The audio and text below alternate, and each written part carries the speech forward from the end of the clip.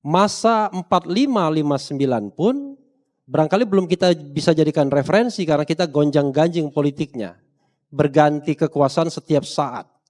Nah, maka kemudian referensi kita terhadap penegakan hukum yang mungkin lebih normal adalah setelah kita memasuki era reformasi. Saya katakan semua presiden yang hadir pada era reformasi itu, mulai dari Presiden Habibie, Presiden Gus Dur, Presiden Megawati, SBY sampai Jokowi, menurut saya belum berhasil untuk menegakkan optimisme dalam hal penegakan hukum. Makanya saya katakan problemnya ini apa? Unable or unwilling. Ya, tidak mampu atau tidak mau. Itu satu hal. Hal lain yang juga harus kita perhatikan adalah kalau kita bicara penegakan hukum, seolah-olah kita bicara tentang black and white. Seolah-olah kita bicara antara penguasa dan yang bukan penguasa.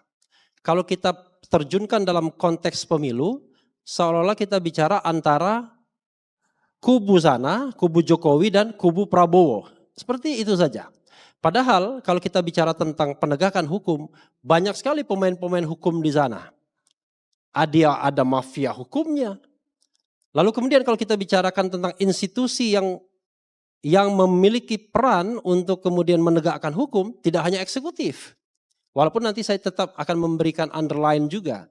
Tapi di situ ada pengadilan yang pada era reformasi relatif sangat independen. Kita tahu bahwa era reformasi ini menyebabkan yang namanya Mahkamah Agung atau kekuasaan kehakiman itu betul-betul terpisah dari eksekutif. Kalau dulu bisa diatur vonisnya, bisa diatur juga rekrutmen hakimnya atau karir hakimnya. Sekarang baik perkara maupun manajemen sumber daya manusia itu semua ke Mahkamah Agung. Sehingga tangan eksekutif pun itu tidak bisa menjangkau sana kadang-kadang. Sebagai contoh yang paling gampang adalah kita lihat konflik partai politik di awal-awal pemerintahan sekarang.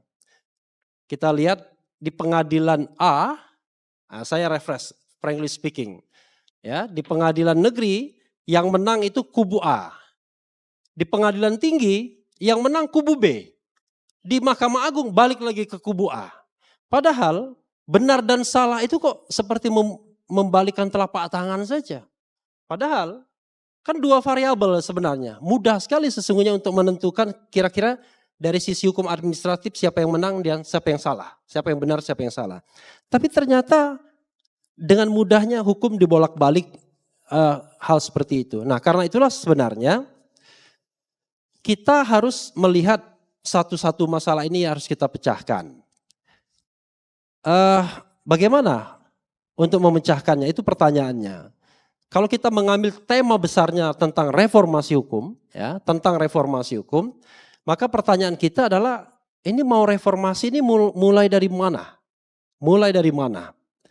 Saya waktu 1 bulan yang lalu bicara di sini tentang kepemimpinan untuk memberantas korupsi.